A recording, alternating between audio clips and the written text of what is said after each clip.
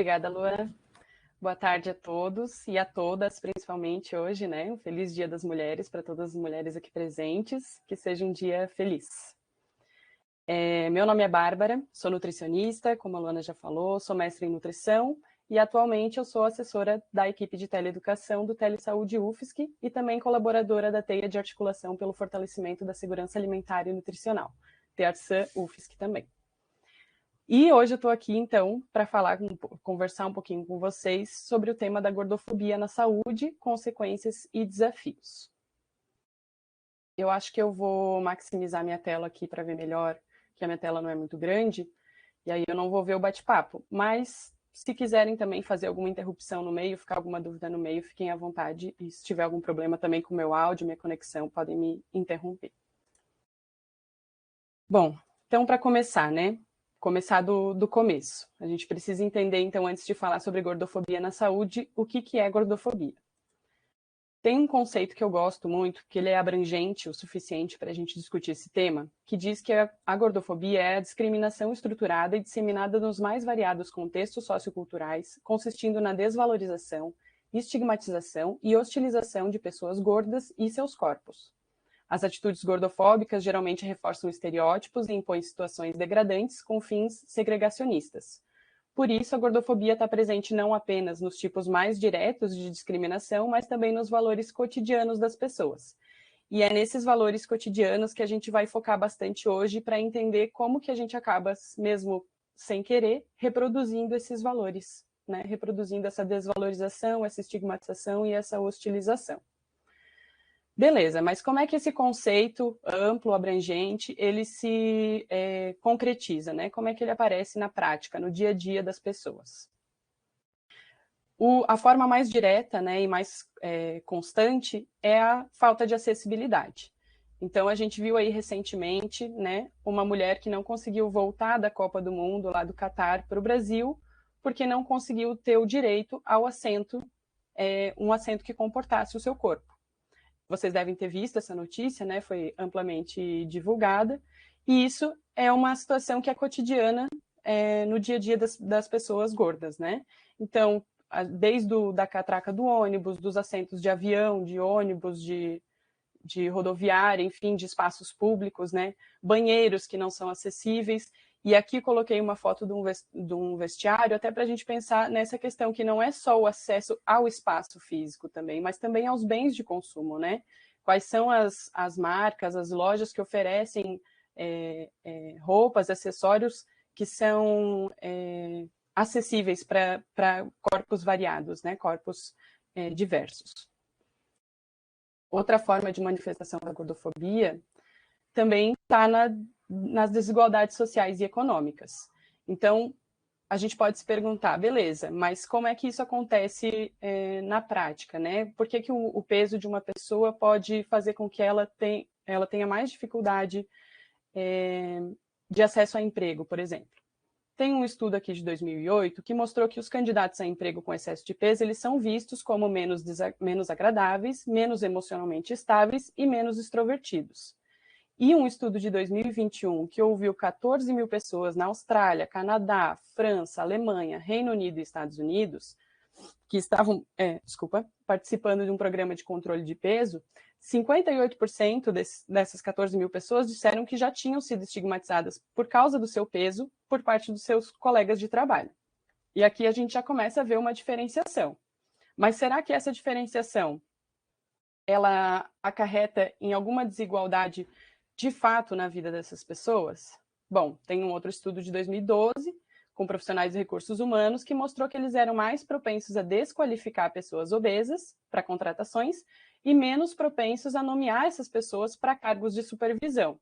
Então, aqui a gente já começa a ver que fica mais difícil tanto para conseguir um emprego como para progredir na carreira. E um estudo de 2011 mostrou que o aumento de uma unidade de IMC de uma mulher está correlacionado com a diminuição de 1,83% no salário. Uma unidade de IMC. Então, aqui a gente já consegue ver uma consequência mais, uma forma de manifestação mais concreta dessa desigualdade, né? E também tem esse estudo de 2018 que indicou que estar em uma faixa de renda mais baixa pode aumentar o risco da obesidade e que o inverso também é verdadeiro. Ser obeso diminui a renda, com impactos mais pronunciados entre as mulheres do que os homens. E é interessante a gente estar fazendo essa web palestra no dia 8 de março, né? Porque esse impacto mais pronunciado entre as mulheres do que entre os homens vai ser uma constante quando a gente está falando de gordofobia. Tem outras formas também que talvez não sejam tão concretas, mas que também são formas de manifestação da gordofobia, que é através da violência simbólica e psicológica. Mais comum, né, da gente ver são essas falas, né, que a gente acha muitas vezes que está amenizando o problema, ou que às vezes está até querendo fazer um elogio e não está percebendo o que está por trás desse nosso elogio, quais são os preconceitos que a gente está carregando com isso. Então, quando a gente fala, é só você se esforçar, ou não se chama, não fala que você é gorda, não fala assim de você mesma, né? Ou você não é gorda, você é linda. São falas que trazem, que representam, né, o que a gente traz com a gente, né? O que a gente traz na nossa bagagem. Então, a gente coloca em oposição ser gorda e ser bonita. A gente coloca em oposição como se fosse uma característica e uma muito comum, né, da gordice, né, que é um termo que se usa rotineiramente e também não se percebe o problema que tem nisso, porque uma frase tão simples como hoje eu só comi gordice, ou eu gosto muito de comer gordice, eu não posso ver uma gordice, esse tipo de fala esconde que a gente já naturalizou o entendimento de que tem alimentos bons de pessoas magras e tem alimentos ruins de pessoas gordas. Então, essas são formas de violência psicológica e simbólica, né, quando a gente trata de gordofobia. E aqui eu trouxe um comentário, né, também, que é muito comum a gente ver na internet quando vai tratar do assunto gordofobia. Esse aqui foi um comentário em uma matéria falando sobre o tema gordofobia, e aí chuva de comentários, né, de pessoas indignadas com a necessidade de se falar sobre gordofobia como se fosse uma invenção, um vitimismo. E aí tem esse estudo aqui de 2018 que ele avaliou então como é que se manifesta, né, quais são as representações sociais dos internautas sobre gordofobia, analisando o discurso sobre uma matéria que falava sobre o tema da gordofobia. E aí esse estudo ele dividiu as manifestações dos internautas em 5 grupos.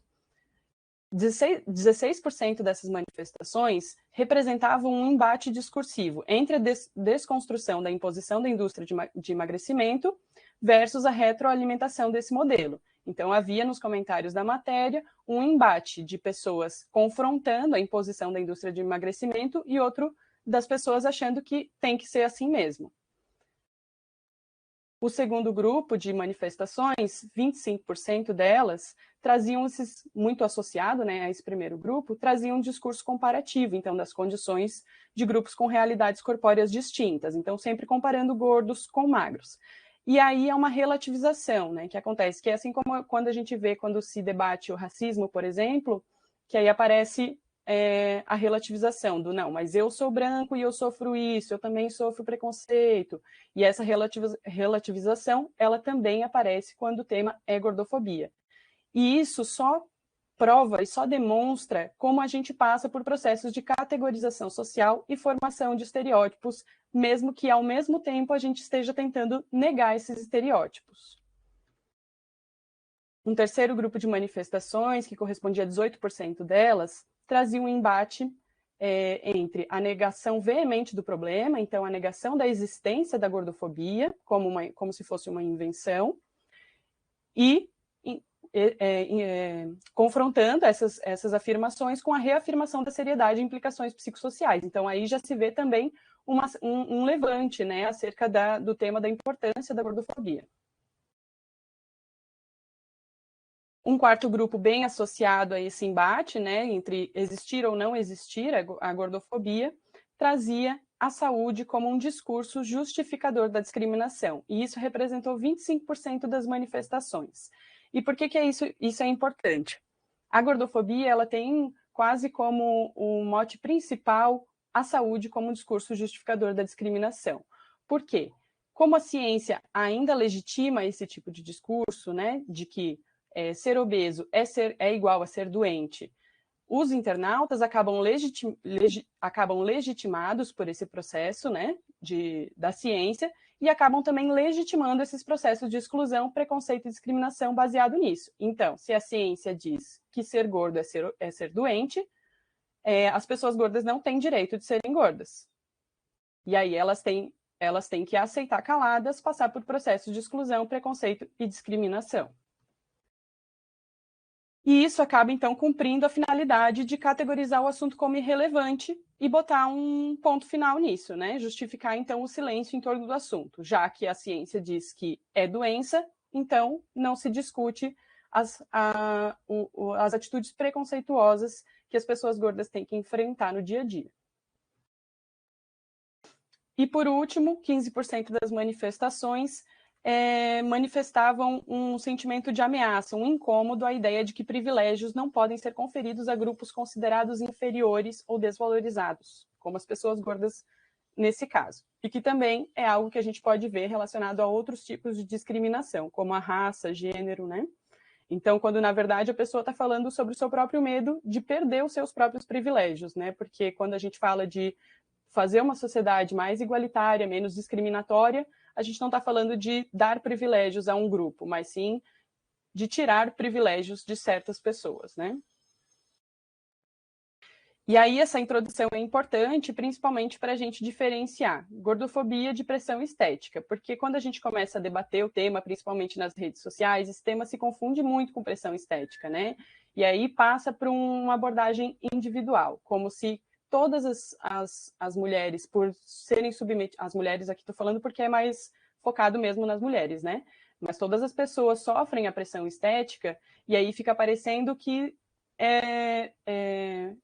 a gordofobia é apontada como uma forma de vitimismo, porque todas as pessoas têm que se adequar a um modelo, a um padrão de beleza, a um padrão de estética, né?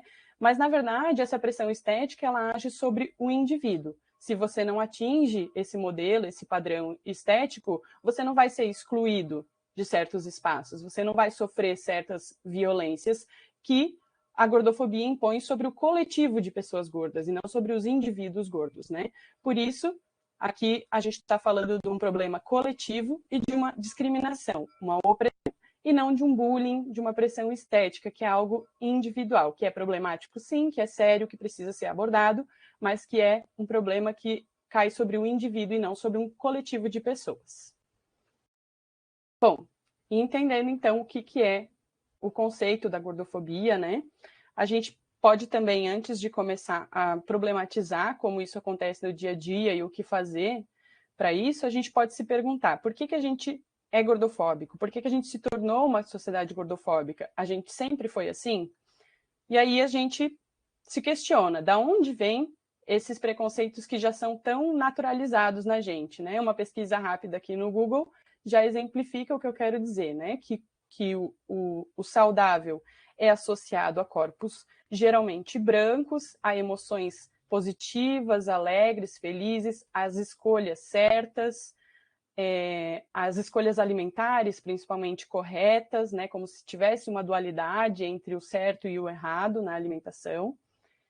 E o não saudável é atribuído, então, a corpos gordos, geralmente racializados, geralmente confusos, estigmatizados, né, como se esse tipo de corpo só consumisse esse tipo de dieta e esse corpo só consumisse esse tipo de dieta, como se houvesse esse padrão alimentar entre as pessoas, o que a ciência já mostrou que não há, né? Quem aqui não conhece uma pessoa magra que só toma refrigerante e come lanche, né?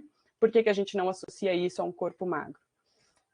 E a emoções negativas, né? A indecisão, emoções negativas, enfim, da onde que vem isso?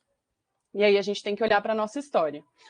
Claro que eu não vou fazer um resgate histórico muito amplo aqui, né? Mas é só para a gente ter uma noção de que havia um tempo em que as mortes eram causadas por doenças parasitárias, por fome, por doenças infecciosas, e isso convivia paralelamente a uma escassez de alimentos. Culminando, então, no que a gente tem hoje, que é um aumento da obesidade dos transtornos alimentares e uma superabundância alimentar, né, que é relativa a essa superabundância dependendo de que população a gente está falando.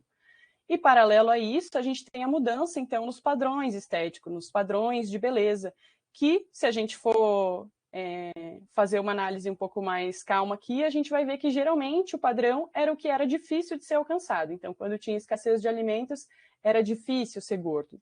Quando tem superabundância alimentar, é difícil ser magro. E esses padrões, então, eles vão mudando em relação a isso. O que é importante a gente ver? Que a obesidade, né, se quiser chamar assim, ela é resultado de um processo histórico, um processo dinâmico e que é cheio de interesses envolvidos nisso. Mas aí a gente pode se perguntar, beleza, a gente reconhece que a obesidade é um processo histórico e não uma condição. Mas e aí, a gente vai ignorar, então, o risco que essa condição oferece à saúde das pessoas? Porque, sim, os estudos indicam que a obesidade favorece o desenvolvimento de doenças crônicas e aumenta o risco à saúde das pessoas. Não, a gente não pode ignorar essa realidade, mas a gente também não pode ignorar a complexidade dessa realidade. Então, aqui eu trouxe só um exemplo, né, do Brasil que convive ainda, né, que isso também é um tema que está sendo bastante discutido hoje em dia, né, que convive ainda com a fome e com a pobreza, e que já se sabe que essa fome e essa pobreza pode gerar sintomas de estresse, ansiedade, e que isso pode levar a maior risco de transtornos alimentares, que essa fome e essa pobreza está associada ao maior consumo de alimentos de baixo custo, que geralmente são alimentos com alta densidade calórica, e aqui a gente começa a ver como essa realidade é complexa, né? E que a indústria de alimentos tem bastante responsabilidade nisso, né? Porque que os alimentos de baixo custo geralmente são alimentos com alta densidade calórica. Além disso, a fome e a pobreza também está associada a adaptações fisiológicas para a economia de energia. Isso também já se sabe. Porque essa população não está tendo acesso, né, ao seu direito à alimentação regular em quantidade e qualidade suficientes, né? E isso pode gerar, então, um ganho de peso e pode gerar também transtornos metabólicos. Todo esse cenário aqui é favorável ao desenvolvimento da obesidade, que, por sua vez, leva ao desenvolvimento de doenças crônicas, pode levar ao desenvolvimento de doenças crônicas e pode aumentar o risco à saúde das pessoas. E aqui é só dei um exemplo, né, para abordar, então, esse paradoxo, para também começar a desconstruir essa ideia de que a obesidade é o contrário da fome, né, é o contrário da desnutrição, porque a gente tende a fazer essa dualidade quando ela simplesmente não existe. Mas essa realidade é muito mais complexa. É lógico que eu não vou entrar aqui nos pormenores, né? Só para ter uma ideia, esse aqui é um mapa sistêmico da obesidade, que trabalha os fatores midiáticos, sociais, psicológicos, econômicos, alimentares, de atividade física, de infraestrutura, de desenvolvimento, os fatores biológicos e fatores médicos, que interagem entre si negativamente ou positivamente. Então, é toda uma complexidade, toda uma cascata de eventos que acontecem para afetar o balanço energético, que muitas vezes acaba reduzido à dieta e exercícios físicos. E aí, como é que a gente faz para manejar, então, essa realidade super complexa? Como é que a gente faz, então, para garantir essa normalidade, para evitar uma patologia, quando o risco é um hábito, quando o risco é um comportamento, quando o risco é uma dinâmica econômica, como eu coloquei ali na questão dos alimentos calórica, né, por exemplo. Como é que a gente faz para identificar isso? A biopolítica do risco, né, na sociedade que a gente vive, que organizada em torno dessa biopolítica, entende a ideia de risco como uma quantificação probabilística de tudo aquilo que pode vir a representar um perigo ou ameaça para a vida das populações. Então, parte da premissa de que qualquer pessoa é capaz de antecipar os riscos se estiver devidamente informada. E qual é o tipo de informação que a gente tem acesso? É essa informação aqui que a gente tem acesso sobre a obesidade? Acho que não, né? Como é que a gente reduz essa informação? Ao corpo. Então, é dessa forma, identificando o corpo como ameaça, que a gente chega na estigmatização das pessoas gordas. O Goffman, então, ele define a estigmatização como um processo que tende a desvalorizar indivíduos considerados anormais ou desviantes e que são classificados como tal por outros indivíduos. A partir do momento que determinado padrão é denominado como desviante, essa classificação por si só justificaria atitudes discriminatórias e excludentes em maior ou menor grau, como a gente viu no começo da apresentação. Mas, para resumir, essa estigmatização, como é que ela acontece no dia a dia? Acontece quando a gente olha para uma pessoa gorda e pensa automaticamente, né? Porque aqui a gente não está julgando intenção, a gente está fazendo uma análise da sociedade que a gente vive, né? Então, automaticamente a gente pensa, essa é uma pessoa que come demais, essa é uma pessoa que se exercita de menos, essa é uma pessoa preguiçosa, essa é uma pessoa insegura, essa é uma pessoa indisciplinada, enfim, diversas conclusões que a gente tira cotidianamente com base só no que a gente vê. Então, é dessa forma que a biopolítica age, identificando o risco através de um estigma, que nada mais é que um sinal, né? Como se fosse um carimbo, identificando certos corpos como desviantes. E aí, esse controle, que deveria ser populacional, ele se torna um controle da população sobre os indivíduos. Então, a sociedade passa a se autorregular, vigiando, os indivíduos vigiando-se uns aos outros. Por exemplo, os estudos já indicaram várias e várias vezes, já se sabe que o consumo de refrigerante está associado ao aumento de IMC em adolescentes, por exemplo, né? Então, se a gente encarar isso como um problema coletivo, a gente tem que tomar uma atitude coletiva. E aí a gente poderia pensar em várias atitudes. Aqui eu coloquei alguns exemplos, né, mas para a gente refletir. A gente poderia regulamentar e taxar essa indústria de bebidas açucaradas. A gente poderia investir mais em equipamentos de segurança alimentar e nutricional, como as feiras, por exemplo. Até seria uma discussão legal aqui de avaliar nos territórios aí de quem está participando, né? Como é que é essa situação? Como é que é o acesso a esses alimentos in natura, esses territórios? A gente poderia pensar em desenvolver ações de educação alimentar e nutricional nas escolas, através do programa Saúde na Escola? Poderia. Mas o que a gente faz? Para um problema coletivo, a gente toma uma atitude individual. E aí a gente inverte essa relação. Ao invés agora do consumo de refrigerante estar associado ao aumento do IMC em adolescentes, é a pessoa que tem um alto IMC que está associado ao consumo de refrigerantes. E aí, para essa pessoa, a gente vai sugerir uma dieta e que ela faça exercícios físicos. Beleza. E aí, na saúde, vamos dizer, então, que a gente entende que toda essa abordagem da dieta, do exercício físico, essa compreensão de que a obesidade é uma doença e que precisa ser combatida, né? Que geralmente é essa linguagem que se utiliza, né? Precisamos combater a obesidade, acabar com a obesidade. Vamos dizer que a gente toma isso como verdade, que isso estimule as pessoas gordas a tomarem uma atitude sobre a sua saúde e buscarem os serviços de saúde. Eu não acredito nisso, né? Mas vamos tomar isso como verdade, que isso estimula as pessoas a buscarem, a cuidarem de si, porque eu acho que a gente tem que pensar que a gente cuida do que a gente gosta, né? E se a gente estimula que as pessoas não se gostem, é difícil que isso aconteça. Mas mesmo assim, vamos tomar como verdade que isso estimula que as pessoas se cuidem, né? Ela chega lá no serviço de saúde, o que ela encontra?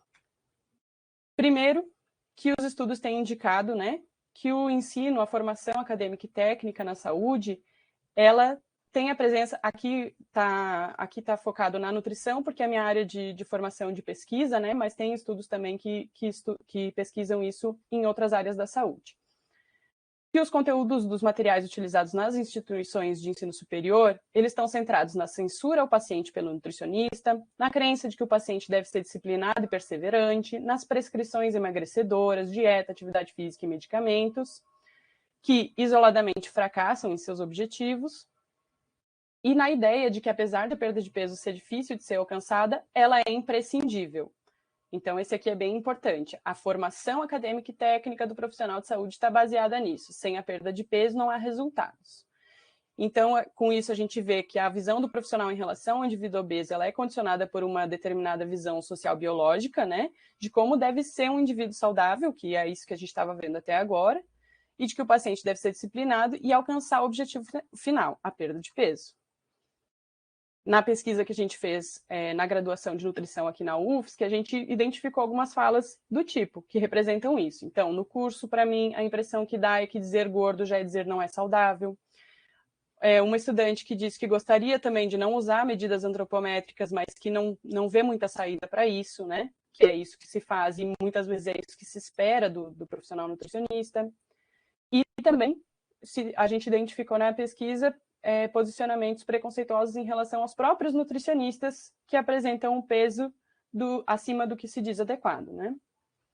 Na prática clínica, o que as pessoas gordas experienciam é que tudo se resume ao peso corporal.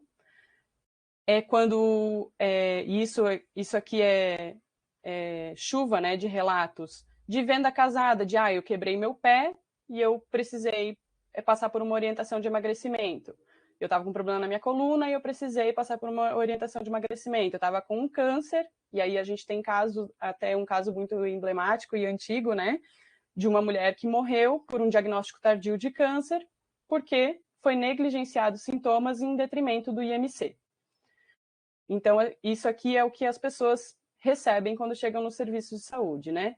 Isso quando a gente não está falando dos equipamentos apropriados que são inexistentes muitas vezes, dos julgamentos do início ao fim, comprometendo completamente a criação de vínculo, né? E, no geral, a desconsideração da realidade desses indivíduos. Então, aqui tem uma pesquisa que mostra, né, que a maior parte dos nutricionistas, quando perguntados sobre as características atribuídas aos indivíduos obesos, eles concordavam completamente, ou quase completamente, mais com a palavra 1 do que com a palavra 2. Então, acreditava que um obeso pode ser provavelmente mais guloso do que controlado, mais não atraente do que atraente, mais desajeitado do que elegante, mais sem determinação do que determinado, mais preguiçoso do que aplicado, e por aí vai. Aqui também, em relação aos fatores de desenvolvimento da obesidade, se percebe, então, que se dá uma importância muito grande, aqui o 4 e o 5, né? Considera muito importante ou importante para o desenvolvimento da obesidade. A inatividade física, as alterações emocionais e de humor, vício e dependência em comida, comer uma quantidade maior do que o necessário, comer alimentos inadequados e a baixa autoestima. Mas boa parte não considera o 1 e o 2, né, sem importância ou pouco importante, considera então sem importância ou pouco importante a situação financeira e social, por exemplo, que é uma situação determinante nesse caso, né? E aí, na assistência à saúde, a gente tem esses casos aqui, né? O caso do Vitor é um caso bem recente, foi no começo de janeiro agora, muitos devem ter acompanhado, né? O Vitor morreu dentro da ambulância e passou por 3 hospitais ou mais, não lembro de cabeça se foi mais, que não tinham uma maca que comportasse o seu peso, e morreu na ambulância. Também aqui tem o relato, né, de uma pessoa sobre uma amiga que foi fazer o parto e teve que ouvir, tem anestesia para rinoceronte, então, numa situação talvez a mais importante da vida dela, tendo que passar por situações humilhantes, se não fatais. E quando não acontece nada disso, geralmente o que acontece é a recomendação da dieta, né? E aí a ciência também já está bem avançada nesse sentido de reconhecer que a dieta é um ciclo vicioso, que ela começa com uma insatisfação corporal, que é o que geralmente motiva ao início de uma dieta restritiva para perda de peso. Essa dieta geralmente, né, gente, nada é tão certo assim, né? Há casos e casos. Mas essa dieta geralmente ela não se adapta à realidade dos indivíduos, né? Ela não é compatível com a realidade que o indivíduo vive, gerando frustração e tristeza, episódios de compulsão alimentar, que por si só já geram culpa, mas que também geram ganho de peso e consequências psicológicas diversas, que alimentam ainda mais essa culpa e retornam para a insatisfação corporal, que essa insatisfação, a gente precisa lembrar que ela é alimentada por uma discriminação e um estigma na maioria das vezes. Sim, tem pessoas gordas que procuram por emagrecimento, que estão insatisfeitas com o seu corpo por motivos de saúde, sim, mas na maior parte das vezes essa insatisfação corporal ela é determinada pela discriminação sofrida e não pelos aspectos objetivos, né, da saúde dessa pessoa.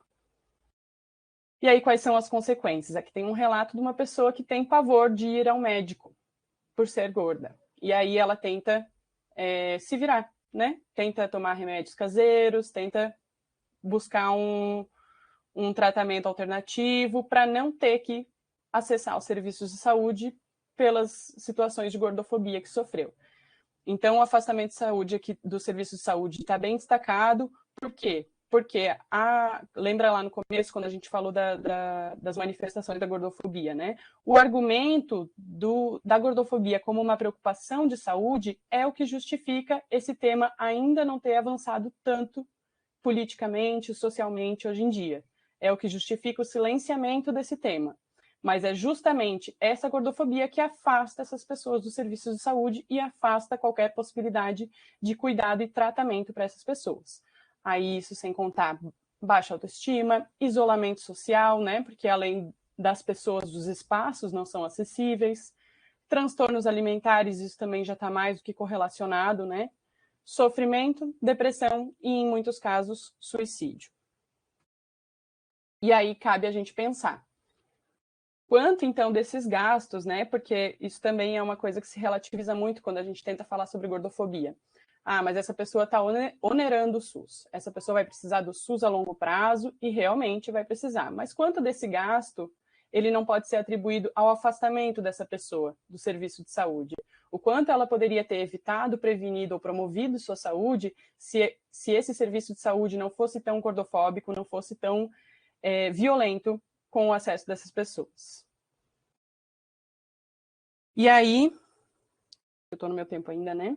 Deixa eu minimizar aqui para não me perder. 10 minutos, Bárbara. Obrigada. E aí a gente tem que pensar o que fazer, então, né, com essa realidade complexa aí que a gente tem e que a gente ainda tem muito a caminhar. Em primeiro lugar, é a gente reconhecer, né, que é o que eu estava já tentando discutir aqui. A gente reconhecer que quanto mais a gente rejeita a obesidade, mais idolatra a magreza, mais a gente provoca um sentimento de inferioridade nas pessoas e mais a gente promove, né, favorece problemas relacionados à alimentação. Porque é um clichê, né, mas é aquilo, a gente não cuida daquilo que a gente não ama. Então, quanto mais a gente reforça essa inferiorização, mais a gente favorece que esses problemas relacionados à alimentação e também à atividade física, né, que também é um outro ponto que a gente poderia abrir uma discussão aqui bem grande, né, do quanto esses espaços ficam afastados por conta das atitudes discriminatórias. Então, em primeiro lugar, é reconhecer essa realidade e tentar adotar uma posição não julgadora, não preconceituosa, uma posição de acolhimento. E aí, na atenção primária, esses preceitos eles já são bem fortalecidos, né, bem incentivados, mas não basta a gente só, né, não ser gordofóbico, a gente precisa ser antigordofóbico, né? Então, a gente precisa, sim, repensar os nossos conceitos de saúde, o que a gente está relacionando com saúde, com doença, se a gente está priorizando aspectos estéticos e físicos em detrimento de aspectos mais objetivos em relação à saúde. Mesmo depois da ciência ter avançado tanto, a gente ainda continua utilizando como base preceitos tão ultrapassados, né? E as nossas referências também acadêmicas, né? Também clínicas, mas também em relação às nossas referências visuais mesmo, né? Quantos influenciadores com corpos diversos a gente tem contato, né? No nosso dia a dia. O fortalecimento das políticas públicas é óbvio, né? Como é que a gente vai mudar essa realidade para que ela favoreça, então, um cotidiano mais saudável, né? Eu não vejo outro caminho além das políticas públicas. Incluir o sujeito como responsável pela construção da sua própria saúde, isso também é outro argumento que é muito colocado contrário à discussão antigordofóbica, né? De, então o sujeito agora ele só vai engordar, isso é uma apologia à obesidade, porque não, esse sujeito ele tem responsabilidade como qualquer outro sujeito sobre a sua própria saúde. Agora, ele não tem culpa pelo corpo dele não ser aceito pela sociedade. Isso é uma mudança que parece sutil, mas é bem diferente, né, a postura. E promover saúde e autonomia, né, em primeiro lugar. Esse guideline aqui né, de prática clínica de 2020, então, que fala sobre a obesidade em adultos, ele reconhece, né, que o foco do gerenciamento da obesidade ele precisa melhorar os resultados de saúde, centrados no paciente, ao invés de centrados na perda de peso, que o cuidado da obesidade ele deve ser baseado em evidências, que ele deve validar as experiências de vida dos pacientes e além das abordagens simplistas de comer menos e mover mais. E promover acesso a intervenções baseadas em evidências. Beleza, mas como é que a gente vai além dessas abordagens simplistas, né? Então, aqui eu trouxe uma proposta da ABESO e da Sociedade Brasileira de Endocrinologia e Metabolismo de uma nova classificação da obesidade. É claro que todo tipo de classificação tem seus limites, né? Mas essa proposta ela propõe um avanço. Primeiro, reconhecendo que perdas de percentuais de gordura específicos, eles já acarretam numa melhora em diversos aspectos de saúde. Perdas de 3%, por exemplo, estão associadas à melhora dos níveis de glicose, da fertilidade e estão associados também à redução de complicações infecciosas. Perdas maiores que 5% estão associadas a melhoras metabólicas. Também melhoras dos sintomas depressivos, dores articulares e da função sexual. Perdas maiores que 7% se associam a um menor risco de desenvolvimento do diabetes mellitus tipo 2. E perdas maiores que 10% têm efeitos importantes na melhora da esteatohepatite e na remissão do diabetes. Então, reconhecendo essas evidências, essa proposta da ABESO, ela propõe, então, que os indivíduos sejam identificados com base na trajetória do peso durante o tratamento para a obesidade. Então, ampliando para além da categorização clássica do IMC, né? E é destinado, então, para os adultos de 18 a 65 anos com IMC entre 30 e 50. E aí, como é que essa proposta ela é organizada? Primeiro, ela sugere que os pacientes devem ser questionados na sua primeira consulta sobre o seu maior peso já alcançado, e esse IMC ele vai ser considerado para o primeiro diagnóstico, e aí é a classificação clássica, né? Classe 1, classe 2 de obesidade conforme o IMC. Mas o acompanhamento, depois desse primeiro diagnóstico, ele vai ser baseado nesse maior peso alcançado. Então, o acompanhamento do peso como inalterado, se ele estiver próximo desse maior peso alcançado, reduzido se ele tiver se o indivíduo tiver tido 5 a 10% da perda de peso, ou controlado se pelo menos 10% de peso foi perdido. E aí tem uma especificidade para os indivíduos com IMC entre 40 e 50, que esse percentual aí vai ser um pouquinho maior, né? Controlado quando for superior a 15% de perda de peso, reduzido entre 10% e 15% e inalterado se for inferior a 10%. Mas, além disso, também tem um consenso internacional, né, que foi publicado na Nature em 2020, que reconhece que, embora seja importante, a conscientização por si só ela não é suficiente. Primeiro, esse consenso ele reconhece a existência do estigma da obesidade, né, e a necessidade de que esse estigma seja combatido, né? E aí ele reconhece, então, que a conscientização por si só ela não é suficiente, né? Que é necessário uma nova narrativa pública da obesidade que seja coerente com o conhecimento científico moderno. Por quê? A ciência já avançou o suficiente para a gente não estar mais associando peso ou tamanho corporal com saúde. Mas a narrativa pública ainda é essa e respaldada pelo campo da saúde.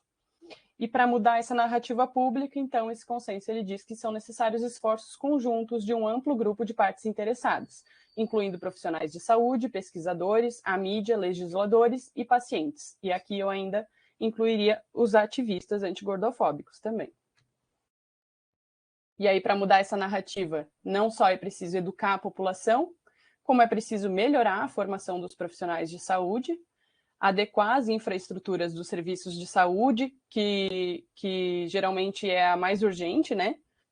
Porque a gente está tão atrasado nesse debate que essa necessidade é a que mais se mostra, né? Na mídia é a que mais aparece quando acontece, como aconteceu com o Vitor, né? De não ter um equipamento, uma maca que suporte o seu peso. Então, essa infraestrutura aqui geralmente está em primeiro lugar nas ações, quando se tem um plano de ações. Incentivo à pesquisa, né, que é bem direcionada para um tipo de assunto, né? Então, a gente pode encontrar infinitos, milhares de artigos, de pesquisas, de estudos que tratam do problema da obesidade, das consequências da obesidade, das diferenças entre as pessoas gordas e pessoas magras, mas a gente vai ter muita dificuldade de encontrar pesquisas que tenham outro tipo de abordagem, outro tipo de viés e que tentem trabalhar mais com a causa do que com a consequência, né? E, por último, criar leis antidiscriminação. E aí, para isso, eu trouxe aqui 3 exemplos de leis. Uma da Bahia, uma aqui de projetos de leis, né? Uma aqui de Florianópolis e uma do Distrito Federal. São projetos de leis, então, para estabelecer um dia municipal ou estadual de combate à gordofobia, de conscientização e combate à gordofobia. E esses projetos de lei, eles representam bem o caminho que o Brasil está de desenvolver uma lei nacional para isso, né? Que a gente possa, pelo menos, reconhecer a existência desse problema antes de pensar, então, em atitudes para resolver esse problema, né? E aqui, para finalizar, nesse Dia da Mulher, né, trago aqui um trechinho do Mito da Beleza. O hábito da dieta é o mais possante sedativo político na história feminina. Uma população tranquilamente alucinada é mais dócil, então que a gente nunca esqueça isso cada vez que a gente pensa que a dieta é a única solução, né? E para a gente pensar mesmo no que isso acarreta. E reconhecer que um dos grandes limites do combate à gordofobia é a negação da existência dessa opressão, impedindo, então, a realização da autocrítica, que é só o primeiro passo, mas é o primeiro passo. Então, se com essa web palestra eu tiver conseguido convencer algumas pessoas ou deixar mais claro do porquê que a gordofobia existe e que ela é um problema, acho que eu já saio satisfeita de hoje. Vou passar aqui. A apresentação vai ficar anexada, né, na gravação dessa web palestra, então, para quem quiser olhar as referências depois com mais calma, está tudo aqui. E abro aí para perguntas e também para considerações, né, contribuições que vocês quiserem trazer aí da realidade de vocês, porque é uma realidade bem diversa. Inclusive, até aproveitar para falar assim que a minha abordagem nesse tema é enquanto pesquisadora, né? Mas eu não tenho a vivência desse tema. Então, reforço a importância das nossas referências, da gente buscar referências diversas, para que o nosso olhar possa também se tornar mais diverso. Obrigada. Perfeito, Bárbara, muito obrigada. Bom, conforme a gente combinou no início, agora esse é o momento para compartilhar dúvidas relacionadas ao tema. Então, pode mandar aqui os comentários, os relatos, que a gente vai ler através do chat, tá bom? Deixa eu dar abrir aqui para ver se a gente mandou alguma coisa. Bárbara, você tem mais alguma coisa que você gostaria de acrescentar nesse tempinho que a gente ainda tem? Olha, eu tentei condensar tudo que eu queria falar, viu, na web palestra, para não passar do tempo, mas acho que fica aí aberto mesmo para as dúvidas, né?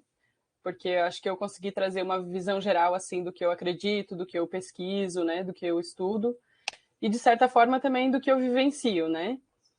Mas eu acho que é interessante as pessoas trazerem também das suas vivências, né? Porque a realidade da pesquisa, muitas vezes, ela não é muito próxima, né, da realidade da prática, assim.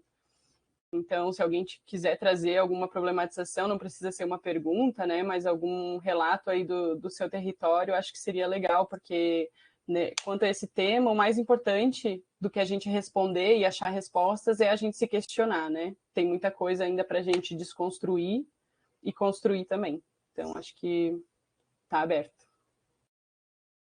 Perfeito, a gente tem uma galerinha que está digitando aqui, então vamos aguardar um pouquinho. Aqui o João comentou que quando ele atuava em equipe na NASF, as ações do eixo da alimentação do PSE ficavam restritas às medidas antropométricas. Comentário do Léo. E também uma da Amanda aqui, ela falou, como profissional de saúde e pessoa gorda, tenho dificuldade em passar aos meus pacientes, é importante ter hábitos saudáveis. Como que você, pessoa gorda, vai exigir de mim hábitos saudáveis? Importante, Amanda, trazer esse relato. Isso foi uma coisa que chamou bastante atenção para a gente, assim, quando a gente fez a pesquisa na graduação, né? De que isso apareceu na fala de alguns estudantes, assim, como que eu vou dar crédito para o que a minha professora, que é gorda, está falando sobre nutrição, né? E aí é interessante da gente se questionar, porque não é o único tipo de preconceito, né, que utiliza, que inferioriza as pessoas de uma forma irracional, né? Tinha uma época em que a gente achava que as pessoas negras eram inferiores às pessoas brancas e tinha uma justificativa para isso, né? E em relação a gênero, né? Mesmo a gente vivendo num mundo em que uma maior capacidade física dos homens já não serve mais para nada, né? Não tem nenhum diferencial no mundo que a gente vive hoje, isso continua sendo uma justificativa para inferiorizar uma pessoa, né? Pelo seu gênero. E aí eu vejo que na saúde o nosso embate é esse, né? A gente desmistificar essa relação entre saúde e peso, né? Porque principalmente em relação a ser um profissional de saúde, o que define se tu vai ser um profissional de saúde bom ou não é a tua capacidade intelectual, a tua capacidade de vínculo, né, de se relacionar com o território e com aquelas pessoas que te procuram, né? E o que o teu peso, o teu formato do teu corpo diz sobre isso, define isso, né? Então, isso aí é uma construção aí que a gente vai precisar fazer para conseguir avançar um pouquinho no debate, né? E aí, para isso, a gente precisa usar a ciência ao nosso favor, né? Que a gente tem bastante já dados científicos já publicados que já estão desconstruindo essa ideia de que o IMC, inclusive tem um estudo que a gente usou, né, como base, que reconheceu a obesidade como um fator protetor a partir do IMC em relação a eventos cardíacos, né? Mas esse estudo ele nunca vai ser utilizado como referência, né? Porque tem vários outros estudos que mostram uma associação com o aumento do IMC como um fator de risco e não como um fator protetor. E aí é da gente problematizar e relativizar mesmo esses dados, né? Porque o IMC foi uma coisa inventada já há tanto tempo, né? E foi categorizado com uma população tão específica de homens, né? Numa região específica da Europa. Então, foi utilizada a média das medidas dessa população para definir o que era saudável e o que não é. E aí, para a gente desconstruir isso, é só assim mesmo, é na prática do dia a dia mesmo, né? E a gente já tem muitos outros marcadores de saúde, né, para poder utilizar. Mas é difícil, né? Essa realidade. Eu sinto muito, Amanda, que tu passe por isso, né? E é uma resistência, né, a tua posição, assim, enquanto profissional de saúde, enfrentar essa realidade e ter que estar sempre tendo que se provar, como qualquer outro tipo de discriminação que acontece isso, né? A gente sempre tem que se provar mais do que a gente precisa para poder encarar esses preconceitos. O Joel colocou aqui da mudança de lei da cantina, né? Que as escolas públicas tinham cantinas terceirizadas, era proibida a comercialização. Na minha escola passou por isso também. E esse é um exemplo, né? Um exemplo de política pública, um exemplo que eu gosto muito de dar também foi a campanha contra o tabagismo, né? Então, quando o Brasil começou a taxar fortemente, né, a indústria do tabaco e regulamentar essa indústria, a gente em poucos anos viu a redução do tabagismo de forma bem expressiva, né? Por que a gente não implementa mais ações como essa, né? Atualmente, esse embate está sendo feito com a indústria de bebidas açucaradas, mas a indústria alimentícia não é uma indústria de muito poder, né? Não é muito fácil, assim, ter esses embates com isso. Então, eu só queria mesmo agradecer a oportunidade, a todo mundo que esteve aqui presente e a coordenação, a moderação aí de vocês. Desculpa aí a qualidade da internet não ser muito boa.